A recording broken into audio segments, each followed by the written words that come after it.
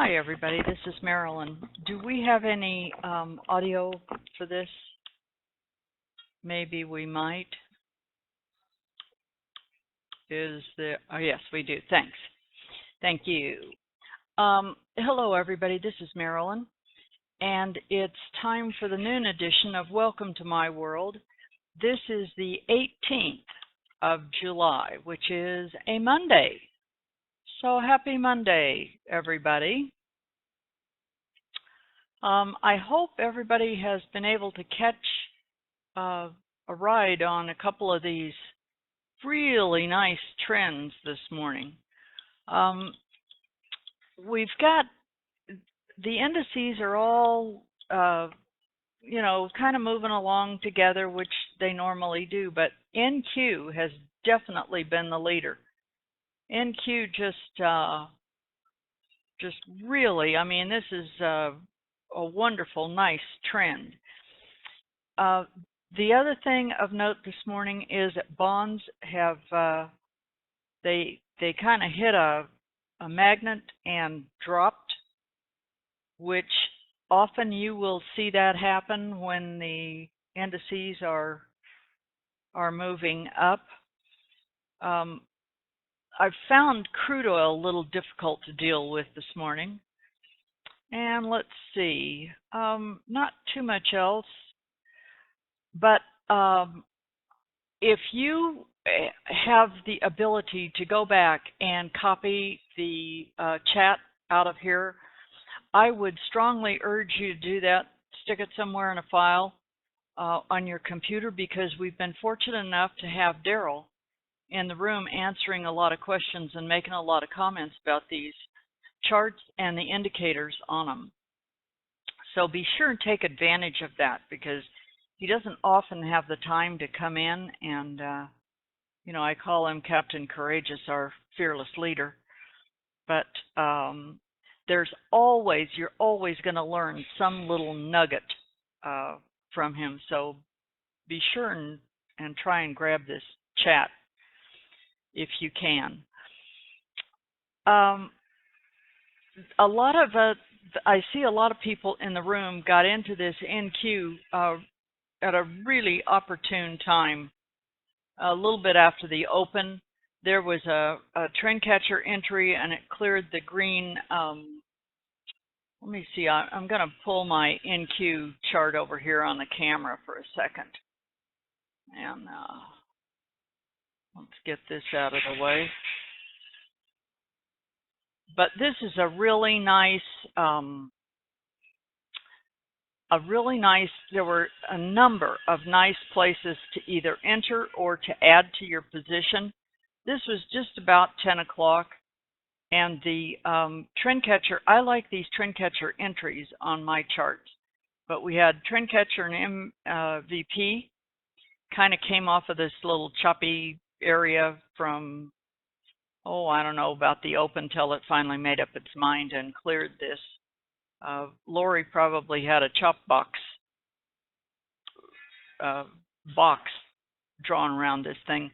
But anyway, once it did, it just never looked back. And I know a lot of people, we get focused on getting these entries just right. And right up here, we had a couple of these touchbacks, which these can make good places if you're trading one contract and you've got a lot of profit locked in, or you should have right in here. You can use these touchbacks to add to this and just keep on going. When you get up here to this 0.7 deviation, this is time to be sure you've got your stop raised up close enough to protect your profits anyway. One of the things that I find really interesting and very helpful are these little market analyzers, and I've made little ones like this. And I put these, right, this is a little bit like a detective game of playing Clue. You get in and you know you have a good entry, but then the question in everybody's mind is, okay, I did that right. now where do I get out, and how long will this go, and how do I know, and um, oh my goodness, and it got to here, and what should I do now? This market analyzer, this trendar just turned red right here. This thing was green. Every single one of these boxes, just at a glance, was green, green, green, green, green, green, green, all the way up to the top. So I find these just kind of make me happy. For instance, right now, ZB is all red, all across the whole thing. And if you were short in bonds and you were following this thing down and wondering, well, golly, I've got all these ticks and I don't know where to get out, and oh my goodness, and there's no reason for you to get out if this market analyzer is still all red. I mean, ask yourself, why would I want to do that? So I really do like those. I made a small one that I put at the top of each one of my C's charts, and I have found these very helpful. And for instance, oh, I think this Windows 10 thing, I'm not too, it's hard to grab these charts. But for instance, this is a whole bunch of different colors, and yes, you can trade this, but in a slow market with lower than expected volume, the mountain is coming down right here. But look at this. If you go over here to the 6 tick, which is moving exactly half the speed of 12 tick, then you can get some more clues as to what you might want to do.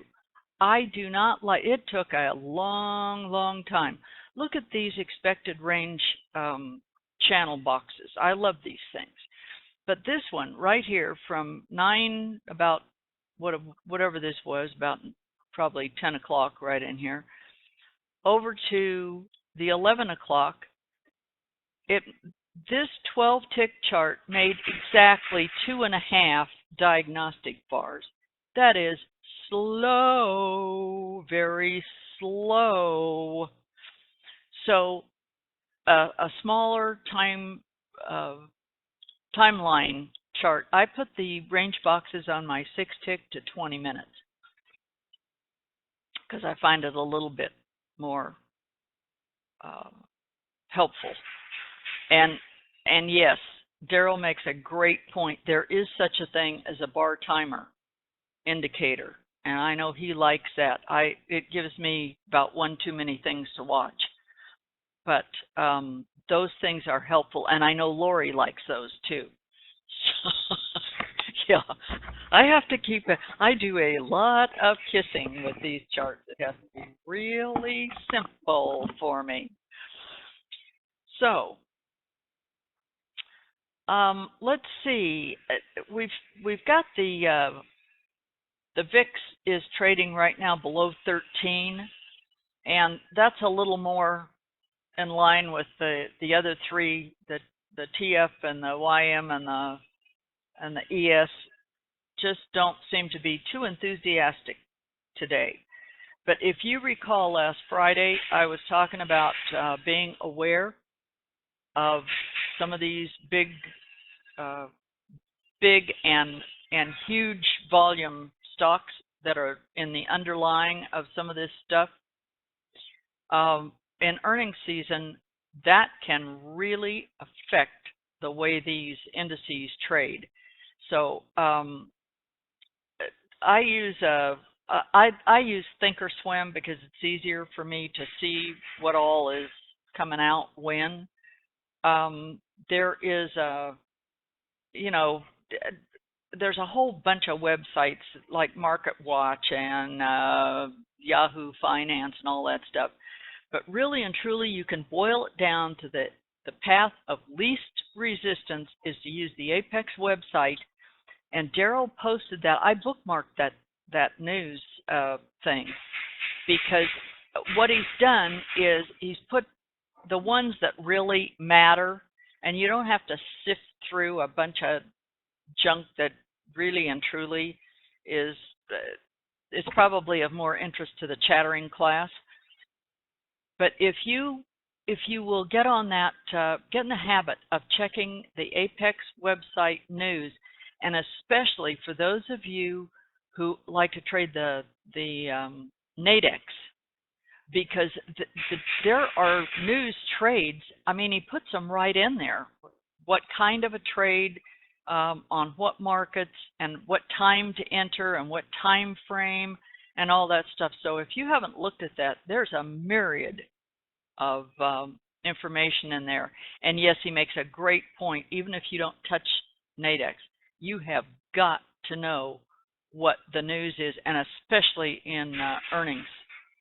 Remember, we deal with this 4 times a year, so it's not like an every single day event, but 4 times a year. You have to get in the habit of doing this, like you have to get in the habit of knowing when to roll these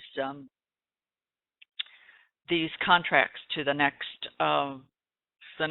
month or the next quarter on the contract roll.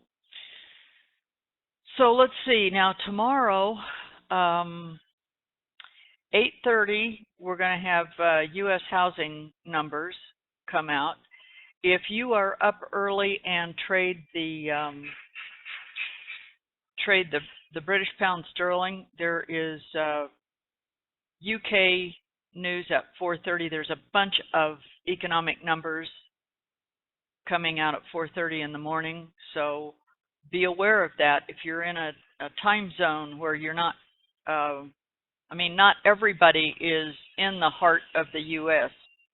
trading Pacific, Central, or Eastern time. We have people all over the world that trade different times. So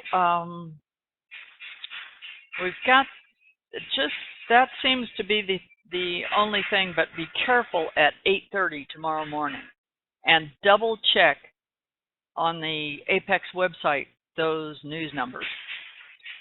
So I think that's about it. Oh, the other thing is there will be no conference room today. Lori had to take off. So hopefully she can get things under control and be back tomorrow to help people in the conference room. I have a question in here about how do I find the market analyzer. I'll show you right here if you can get to my camera thing. Let me find this. You go over here to whatever your control center is.